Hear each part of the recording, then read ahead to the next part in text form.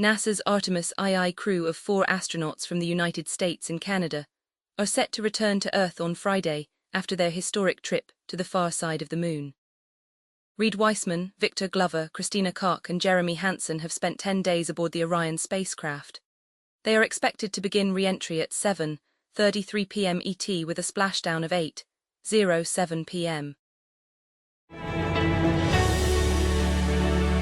Ascend Elements said on Friday it has started Chapter 11 bankruptcy proceedings in the U.S., a heavy blow to investors who had sunk nearly $900 million into the company. Lynn Austin, Ascend's CEO, announced the decision in a post on LinkedIn late Thursday night. He said the company faced insurmountable financial challenges. Yeah, folks, it's gonna be harder in the future to ensure OpenClaw still works with Anthropic models. OpenClaw creator Peter Steinberger posted on X early Friday morning, along with a photo of a message from Anthropic saying his account had been suspended over suspicious activity. The ban didn't last long. A few hours later, after the post went viral, Steinberger said his account had been reinstated. Among hundreds of comments, many of them in conspiracy theory land, given that Steinberger is now employed by Anthropic rival OpenAI, was one by an Anthropic engineer.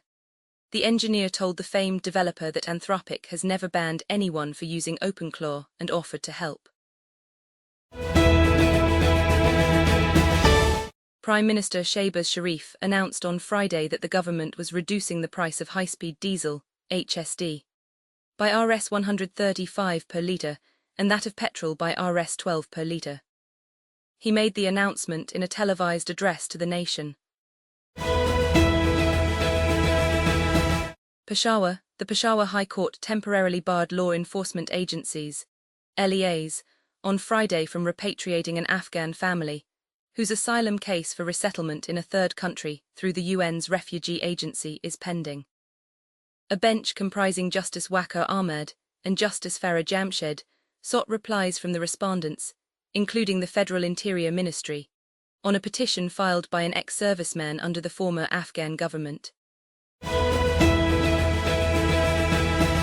Prime Minister Shehbaz Sharif emphasized Pakistan's strong commitment to expanding its cooperation with Saudi Arabia in all spheres, particularly in trade, investment and economic development, during a meeting with Saudi Finance Minister Mohammed bin Abdullah Al Jaddan, according to a statement issued by the PM's office, PMO.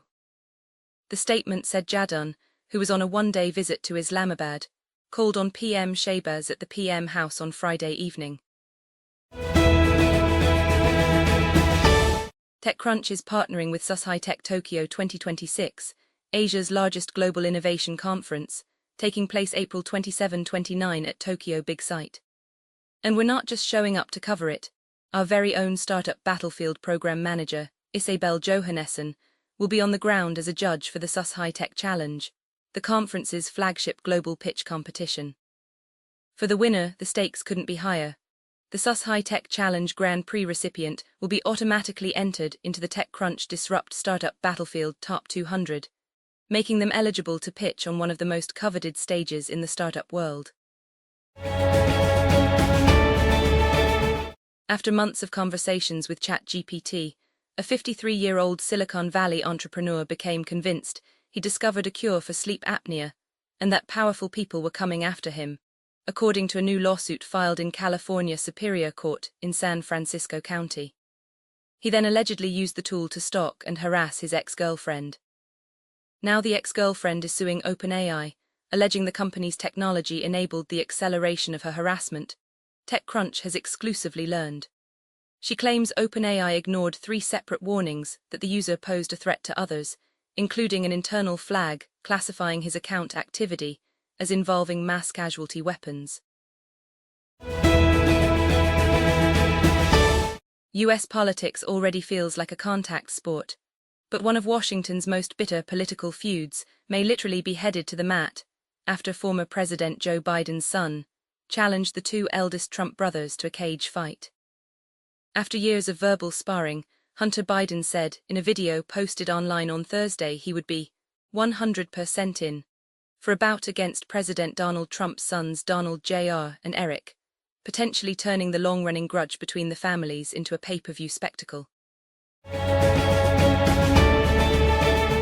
Peshawar. The Peshawar High Court temporarily barred law enforcement agencies, LEAs, on Friday from repatriating an Afghan family, whose asylum case for resettlement in a third country through the UN's refugee agency is pending. A bench comprising Justice Waqar Ahmed and Justice Farah Jamshed sought replies from the respondents, including the Federal Interior Ministry, on a petition filed by an ex-serviceman under the former Afghan government.